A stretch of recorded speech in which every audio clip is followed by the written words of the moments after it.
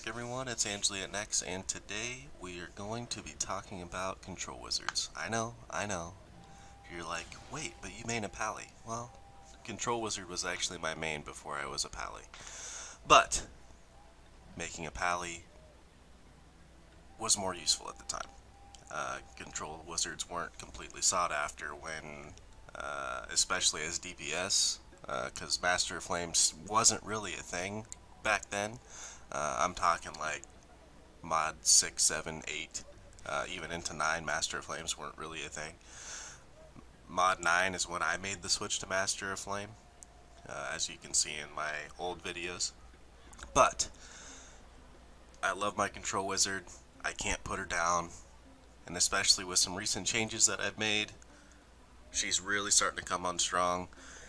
And with some of the great changes that are going to be coming in Mod 15, control wizards are going to be probably next to top DPS in Mod 15, if built correctly. Not saying that my build is, or my builds, because you're going to see all three that I use. I'm not saying that they are going to be the biggest swingers out there, but they are the best situational and all-around builds, at least as far as what I could come up with. So you're going to see my everyday build, my everyday build, which is also my main phase dungeon build. So I use this through the transition parts of the dungeons, and usually I don't switch off of it until the end boss. So like say you're running CN, I run this all the way through until the campfire before Orcus, then I switch to single target. So I have this build, I have my single target build, and then I also have my full buff build. And I'll get into powers, feats, and boons are all relatively the same. I didn't change any of those between the builds, but you'll see those. So, without further ado, let's jump into this.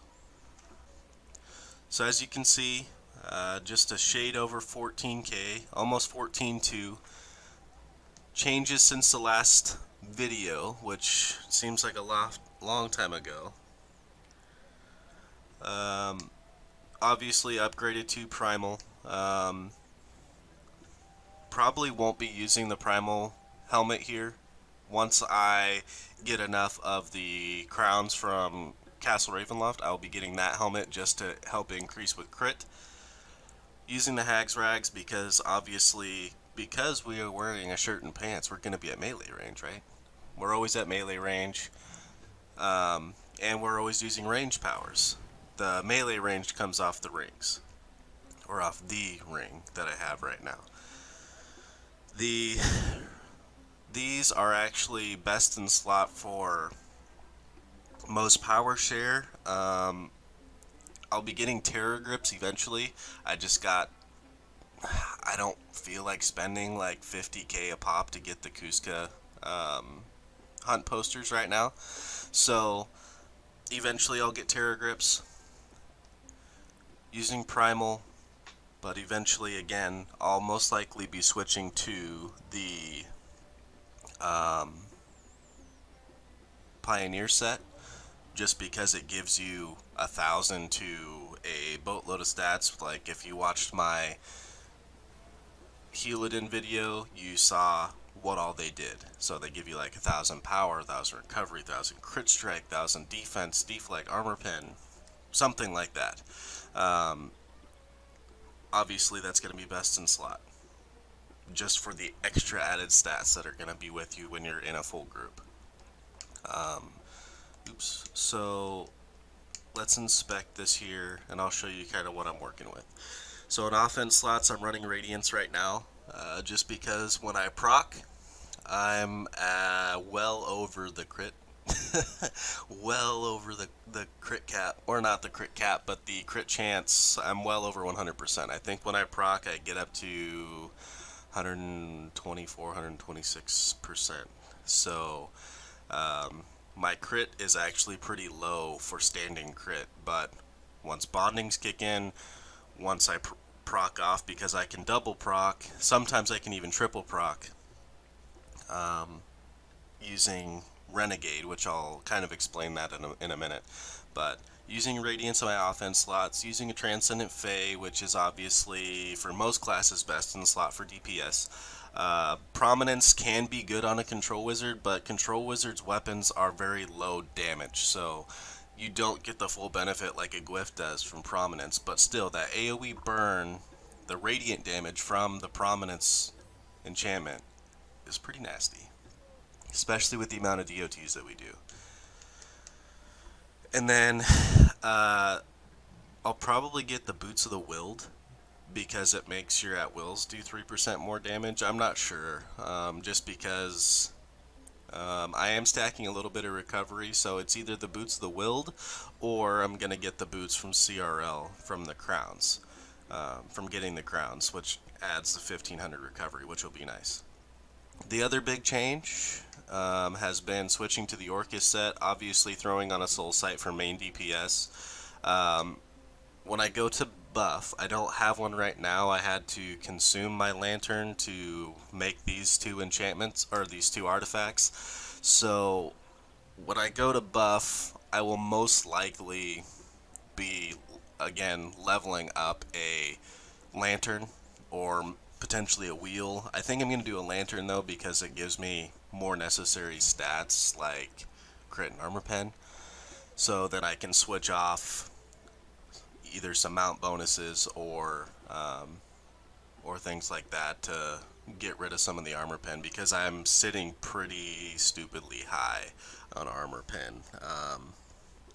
At least when I've got everything set up the way that I normally do, I think I sit at like 99.7%. That's just standing. That's before bonding procs. So Soul Sight obviously for DPS. The Orcus set with the changes to actually make it work with AoE abilities. I've seen a huge, and I mean huge, damage increase by switching to the Orcus set. Yes, you lose the stats. Everyone, to each their own. You know, the intelligence stuff was really, really good, but even with these guys, this only, just putting this set on, I saw that 20% increase in damage, if not more. Especially when I go to single target and I'm hitting extremely hard. It's not anything for me as a control wizard when I switch to single target to do, I think the most I've done at a boss, a small boss, like a T2 boss, so say like, because I run all my builds through CN just to see how they work, because it's easy, it's fast, and it helps with survivability, just to be able to run and play. So say at Orcus, on my single target build, I've done 51 million damage just at Orcus. That's some people's whole dungeon. Like that's what some people hope to get by the end of the dungeon, and that's what I get just at Orcus with my single target build. So it gets pretty nasty. So that's a big change there. And then obviously the Shadow Stalker ring. When you're within 25 feet, your powers deal more damage, and that's what I was saying. That yeah, we're in a shirt and pants. Let's just run right up to Orcus and be able to touch him. But hey, I'll take that 2% damage. Doesn't bother me at all. And then the Beaded Restoration Ring, Power Recovery, and then I do have critical, so I'm running Brutals, Azurs, kind of a mixture here, just to keep my stats. I've got it kind of all interweaved. I've kind of got it at a good mesh point. At this point, I'll probably need to stack on just a little bit more crit, which I'll get from the Helm. So I should be good there. But, and then I'm running movement, so darks in basically all of my utility slots, because as you know, control wizards are very, very slow. Doing the crane walk through the whole dungeon, you're very, very slow. So, trying to keep up, I switched to all darks. So here is pretty much standing stats. I'm not sure if there's power share around me or not, but this is, I think, maybe 2% higher, or 2,000 higher than what I'm normally at. I think I'm usually at 33, 34 or something, so it's not that big of a difference. So armor pen, I've actually changed some things, so this armor pen is actually lower now, but I do proc up to right at 100%, which is what you need for Castle Ravenloft. Recovery is a little bit low, but I do proc up pretty high again with that as well. Action point gain leaves something to be desired, same with combat advantage bonus, but that will be changing here relatively soon. Because now that I've got Soraka, my Healadin, to kind of a place where I want her to be, I really wanted to get one of my tunes to like 16k, so then I can start focusing on all these others. Really trying to just focus one down at a time now, instead of trying to build them all up at the same time and seeing everyone suffer for it. So I got Soraka to a good place, got my Healadin to a good place, got her to 16k, which she's been a beast since she was 13k, so it's not really, it's just an item level thing. So now I can get into runs because I'm 16k, you know. It's just that that mind game that you play when you're trying to pug groups or get into groups or anything like that, that they're like, oh, you're not 16k or above. Well, now I am, so you can deal with it. I've been able to do the things that I do now since I was 13k, but now that I'm 16k, you want me. So, and the same will go with my Control Wizzy here. Lifesteal Boon is what we're using. And we are using Assassin's Covenant, so you do want lifesteal, deflect, defense, everything like that. My defense and my deflect, kind of everything leaves a little bit to be desired at this point, but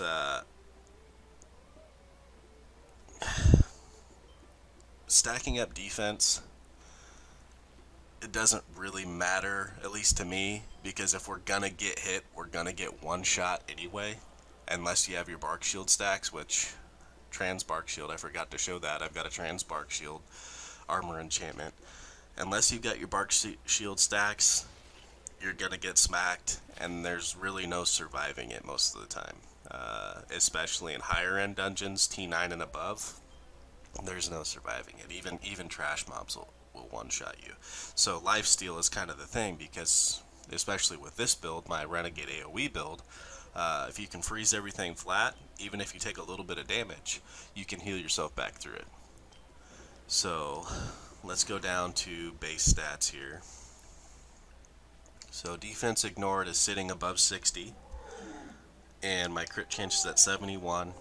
Crit chance, like I said, procs up super high, super high, like 126%.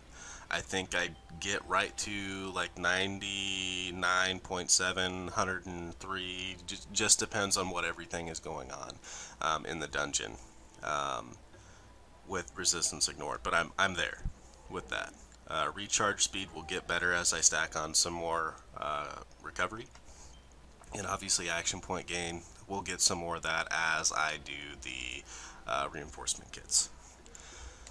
So powers that I use for this build, left trigger, so your off at will is Magic Missile, which I rarely use because you've got like the AoE Bloom from, or not AoE Bloom, the you do have AoE Bloom from Chilling Strike, or not Chill Strike, the other guy, Chilling Cloud, that's what it is, Chilling Cloud.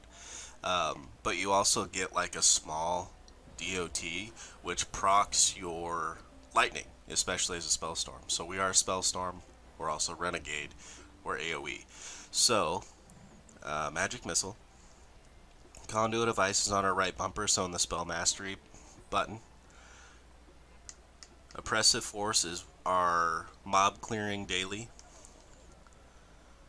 Always have Chilling Presence on because that just means more damage for you. Obviously we just talked about this Chilling Cloud on the right trigger. Icy Terrain, Sudden Storm, and then the other personal is Spell Storm or Storm Spell, and then the other daily is Ice Knife. So you could use Storm Pillar on your left trigger if you wish. I just don't like that it has a charge time, at least for this build. I'm going to be making a Spellstorm single target build, which this will come in handy because it's going to buff. It's going to buff us. So we'll talk about that as well, because there's in your feats there is a feat that you gain 5% more damage from fully charging a Storm Pillar. So that's a thing. So using that on boss fights, opening with that, and every 10 seconds or 5 seconds you keep it up, increase damage the whole time. And my last one is Disintegrate. I switch off between Disintegrate and Steal Time. It just depends on the situation. Lately I've been in a good place where I've been able to combo off fairly quickly, so I don't need Steal Time to stun anyone. So I've been using Disintegrate as kind of like that spot removal, because basically once they're below 50% health, you can just zap them, you know. It basically looks like Avada Kedavra. I mean, it's pretty crazy, Killing Curse, if you watch Harry Potter. So that's the powers that I'm using. Obviously, you see a lot of these are all buffed up, but I've got 103 points spent, so a lot of these are pretty close to worthless. Now, Imprisonment, this is going to be a change. There's going to be a change to this in Mod 15. They haven't said what it is, but they're saying that they're going to try and make it relevant, because this has like never been used in any build, even in PvP, according to the devs. So Imprisonment is going to be tweaked to try to be useful, which I don't know how that's going to work, but only time can tell. Feats here. I won't go through the heroic feats so much. I may just touch on a couple of points. I am Tiefling. You could either be a Tiefling, Dragonborn, or Human. Human will get you the 3 extra feat points, which helps out a lot. And I would say put them here for with the 3 extra feat points. Other than that, I'll kind of just skip through these really quick and touch on some bigger notes here. This one is not as big of a factor right now because we switched off of the intelligence stuff, but this still gives you increased damage. So it's not something you want to shy away from, but since we're not running the intelligence set anymore, you're not seeing those huge bonuses, which I'm seeing more damage out of the Orcus set than I was out of the intelligence set as of right now. So this is my main brunt of survivability, is going 15 into Oppressor because of Icy Veins.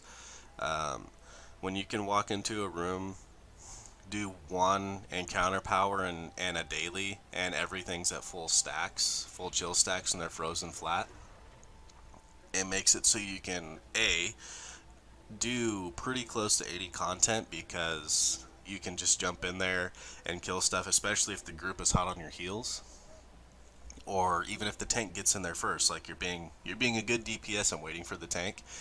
You can still jump in there, freeze everything flat, and start dealing your damage, getting into your rotation before, like if you didn't take this, like if we went into the spell twisting, you would have issues where you're not freezing everything flat. It's going to take maybe all 3 of your abilities, or two of your encounters and 2 at wills to get the chill stacks.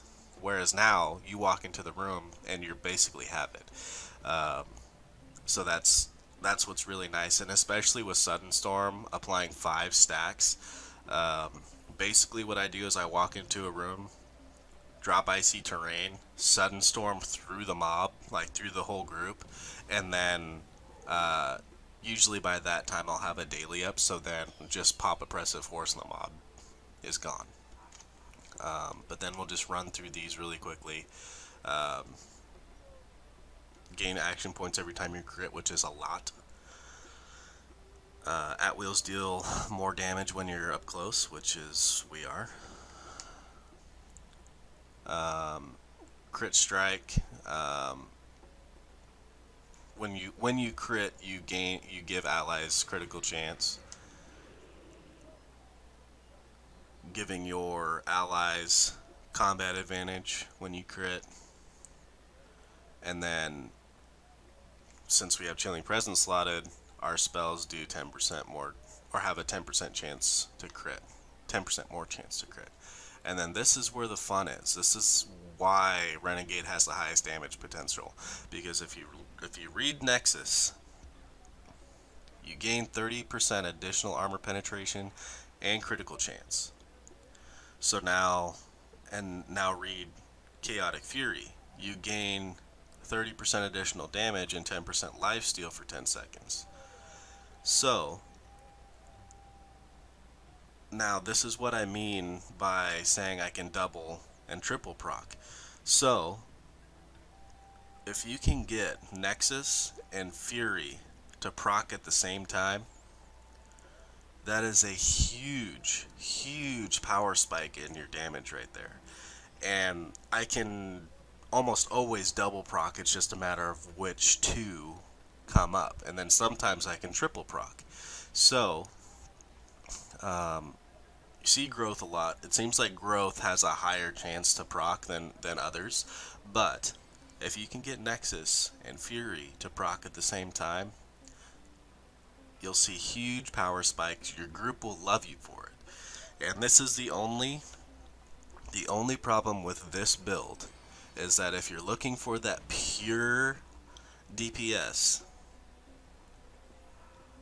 this may not be the build, because if someone's going to beat you, you're going to help them do it. Because all these buffs go to the group. So every time you proc Chaotic Nexus, the whole group gets that. Every time you proc Chaotic Fury, the whole group gets that. So if you're in a race with someone, what I do is, if I can keep it close until the boss fight where I switch to single target, I know that I'll have it. If I can stay within an arm's reach, which to me is probably up to about 5 mil. If I'm more than 5 mil behind, if I get to 10 mil behind, I'm probably not going to be able to catch him. On the rare occasion that I can, like I'm saying, it's rare. But if I can stay within about 5 mil, I can probably catch him and beat him when I switch to single target. If you've seen my other videos, boons are all relatively the same. Obviously, I'm stacking Recovery out of Ravenloft, just because it seems a little bit more necessary right now. Getting those encounter powers out faster, especially since most of them don't have a super long cooldown anyway, just cranking them out. So then you have less time where you're sitting there throwing your at-wills that don't do a whole lot of damage. I don't have anything in Chult right now. I really focused on Chult with my Healadin, but that's because I needed to get into T9.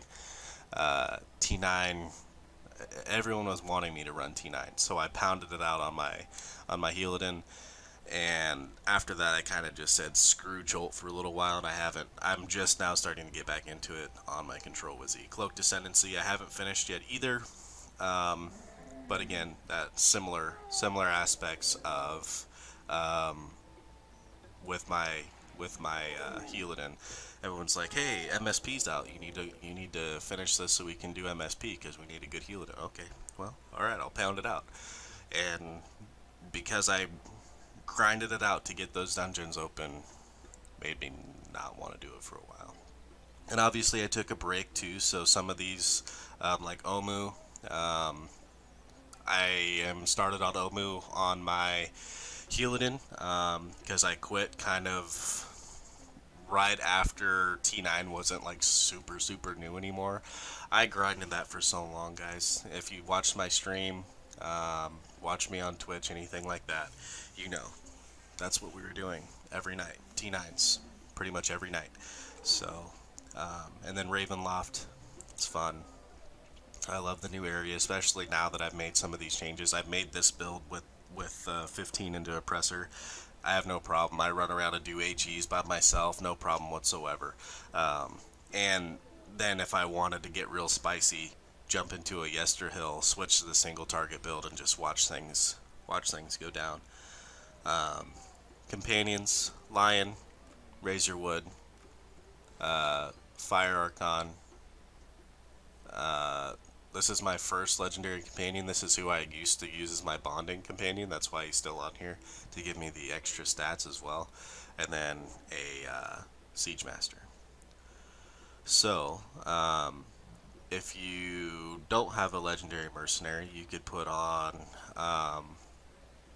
Earth, Wind, Fire, something like that. If you have an Iridus of Belial, I have an Iridus of Belial, you could put that on. Razorwood is really nice because it gives you the critical severity and combat advantage damage. And then obviously Lion as my bonding companion. Rank 12s, or rank 12, rank 11, rank 11. These are both ready to go to 12. Some power and crit built up here. Obviously, I don't have a double slotted neck, so that's still a work in progress as well. And then this ring, which is giving me some armor pen, which I can most likely strip away a little bit of that and add in some other stats as well. So, let's go to mounts here. Got Artificer's Persuasion, which is nice because gaining that recovery and action point gain when using a power, an artifact. That's a nice little, it's not quite a huge power spike, but it's a nice spike in your recovery. Magistrate's Patience, we crit all the time, so you're actually putting this on all the time, is on every mob that you touch. And then Assassin's Covenant, like I was saying earlier, you gain 10% of your defense, deflect, and lifesteal in power. Gladiator's Guile, again, as I alluded to before, walking around a dungeon doing the crane walk, you need some sort of help with that movement speed, so Gladiator's Guile is the way. And then I have Wanderer's Fortune on right now, but all I have to do is swap out the Crescent for a Barbed, and I've got Shepherd's Devotion, which I would say run Shepherd's Devotion no matter what class you're on. Doesn't matter if you're DPS, doesn't matter if you're a tank, run it. It keeps you alive, helps the group, makes the runs go faster because you've got ridiculous movement speed. But Wanderer's Fortune right now, A, because I'm trying to level up a bunch of new artifacts, and B, I just run it when I'm not running dungeons. So when I'm out, doing my dailies, running around Barovia, running through Chult, whatever, whenever I kill something, you have a chance to get refinement. So let's go back, and I will go through my other two builds. So we are a Master of Flame, Oppressor, single target build. Abilities. So we are using Chill Strike on my X, and my general rotation is XY, right bumper, B, and I'll tell you why. So X is Chilling Strike, which obviously adds chill stacks. Chilling Cloud on our right trigger, Chilling Presence as our main personal. Fanning the Flame, since we are Master of Flame, this helps further spread the smolder. And then Combustive Action. So when we use our daily powers, this helps further spread smolder, and it takes more damage. The target takes more damage, so that's why we use this, especially on boss fights. And then Scorching Burst, you can use this to immediately start your smolder. So like as soon as you walk into the boss fight, charge it up and hit him with this. So if you do two hits with your Chilling Cloud and then one even half charge Scorching Burst, you'll get smolder rolling right off the bat. And then Ray of Enfeeblement, this increases your damage by a significant amount, and it hits pretty hard actually, for being used more as a buffing ability. But so it's XY, so Chill Strike, Fanning the Flame, right bumper, which is Ray of Enfeeblement, and then Disintegrate. Disintegrate is your highest damage potential ability, or highest damaging encounter power in the game. Furious Immolation, I use this on mobs. and I use it because we are feated into it. You could obviously use Oppressive Force if you wanted to skip that feat. Ice Knife, obviously, for the main boss fights, the highest amount of damage possible. Now, you could swap out like Combustive Action for Swath of Destruction. Depending on your build, you may see a little bit more damage out of Swath of Destruction. It just depends. If you're really lacking crit, you can put on Critical Conflagration just to help boost your stats up a little bit. But this is where I'm at for running mine. But you can also use, so my opening, like for a boss fight, my opening rotation is X, Y. So Chilling Strike, Swath of Destruction, Soul Sight, Ray of Enfeeblement, Ice Knife, and then Disintegrate, and then you're back into your rotation. Because Disintegrate has half the cooldown time of Ray of Enfeeblement. You'll be able to cast another Disintegrate, and then basically they'll be back up at the same time. So that's kind of how we run that one. And then most of these heroic feats are pretty much the same, except for this right here. Single target powers deal 30% more damage. Area of effect powers deal 10% less damage. We don't really do any area of effect powers because this is obviously purely single target. So when your target is below 30% HP, you deal more damage. Targets affected by your Fanning the Flame take more damage from Smolder and can spread it. And then we cast pretty much everything. So we're casting Ice, Arcane and Disintegrate, and Ray of Enfeeblement. We're casting Fire with Fanning the Flame. So you're getting an increased damage for every one of those abilities that you use. And then obviously, kind of straight across the board here, just like we were in the others. This is the difference between the Master of Flame and the Spellstorm. Is so those hit by Furious Immolation are dazed, and also the debuff from Combustive Action lasts 2.5 seconds longer. So that's why we like that one, is because of the Combustive Action. And then obviously chill stacks on your encounter powers. Boons are going to be the same, companions are going to be the same, mounts are going to be the same. And obviously stats are pretty much the same.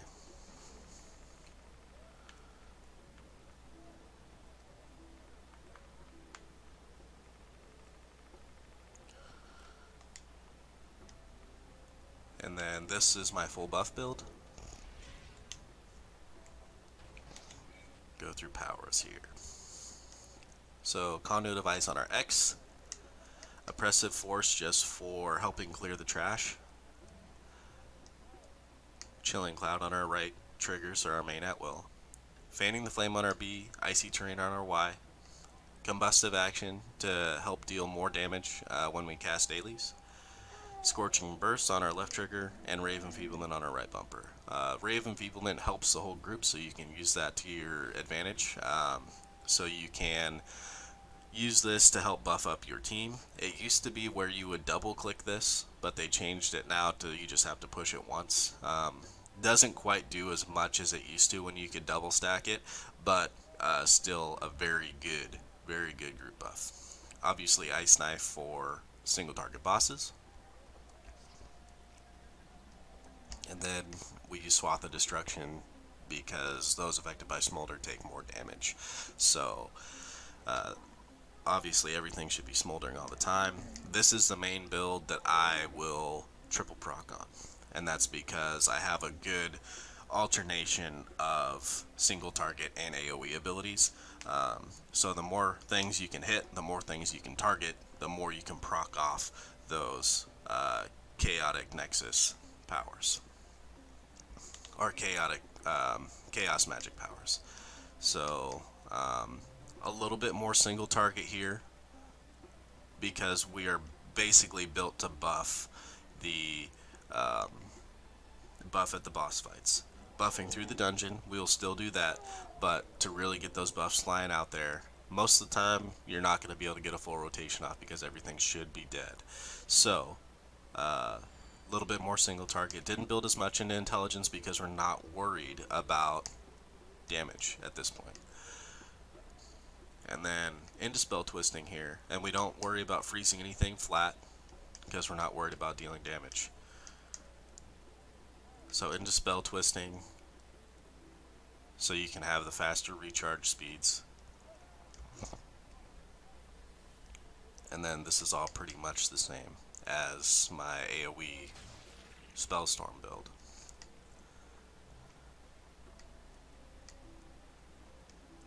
And then boons, companions, mounts, everything else is going to be the same. So, with that, guys, I will jump over to the stronghold, and I will show you.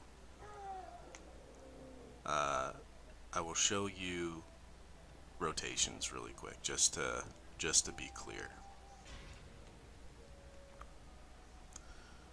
Alright guys, so we are here at the stronghold, as you can see, the lovely stronghold, and the lovely new victim target dummies. So with this AoE build, you can effectively hit 3 of these. So we'll start off with the main build that I use, which is the Spellstorm AoE. So to start off, most rotations like to start off especially on higher end dungeons where things don't disappear quite as fast. You're going to go right bumper, so Conduit of Ice, Icy Terrain, and then if you can maneuver around to hit all 3 of these, like this, and then you can target the last one if need to. And obviously, because I rotate it off and away, it's hard to consistently reapply the Conduit of Ice.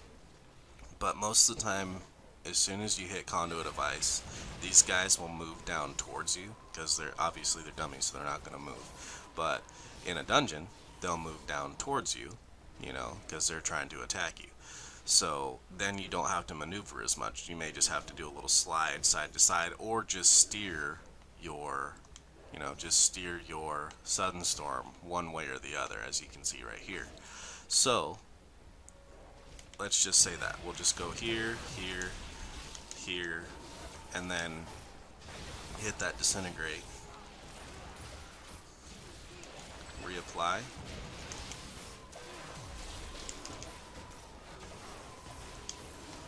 maybe grab this guy over here with the Disintegrate.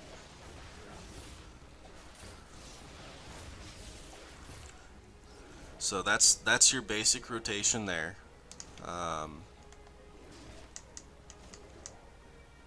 And I'll show you kind of self-proc stats here. So critical chance just fell off. Defense ignores at 89%, but we also didn't have Nexus. So when you do proc off, you go crazy high. So let's disengage.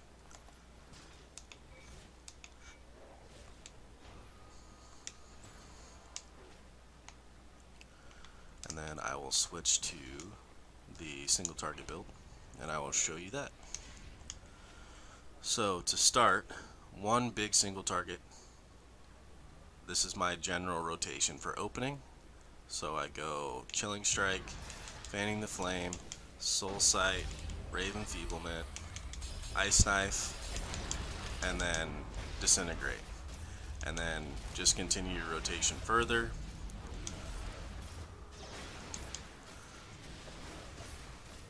And I was a little bit off there, so I had to hold Brave Enfeeblement for Disintegrate to come back up.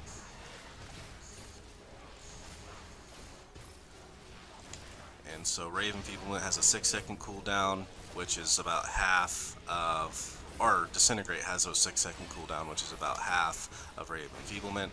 So like I said, you can cast Disintegrate twice for every one Brave Enfeeblement. Then obviously I'm not going super try hard, so I'm missing some of my rotation there. I'm not hitting it perfectly, but this is generally what I do for boss fights. And then if you wanted to further beef up your damage, again, Raven Feeblement, Ice Knife, Disintegrate, go back into your rotation, and you're good to go there.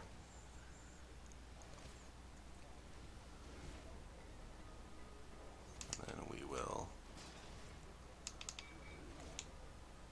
dismiss Tigra, summon her back, switch builds here, and then pretty close to a similar rotation here. So what we're gonna do is, this build is meant to be used through the whole dungeon, so you don't really ever have to change unless you need to deal a little bit more damage, which then you would swap out, maybe put on Chilling Presence and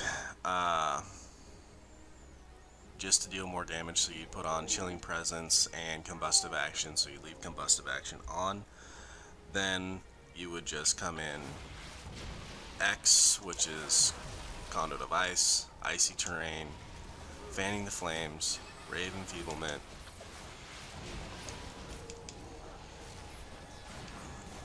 do an Oppressive Force, and then you're basically just hitting things as they come off. So obviously priority is Conduit of Ice and Icy Terrain. Keeping up Raven Feeblement, especially as the buffer, is best, but if you can time it out, especially if you know your group well, if you can time it out to where you know their rotation is going to fall, you can hit Raven Feeblement just as they're really getting ramped up.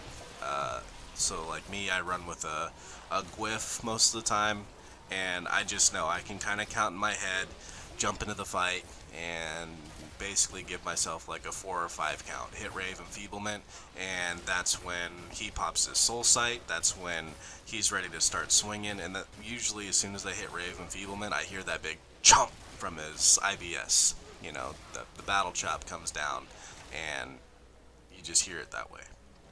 So that's pretty much it for the builds. I showed you rotations for all 3. This is still a work in progress, obviously. I'm only 14k. Ever tweaking the builds, as you guys know. If you guys have any comments, questions, concerns, anything like that, be sure to leave it in the comments below. Don't forget to like, share, and subscribe. Be sure to ring that bell so that when I put out new content, you see it. With the new changes to YouTube, they turn off notifications, so you have to actively turn on your notifications. So if you want to see more content from me, ring that bell, turn on your notifications, and you'll see more from me coming next week. I love you guys, and have a great rest of your day.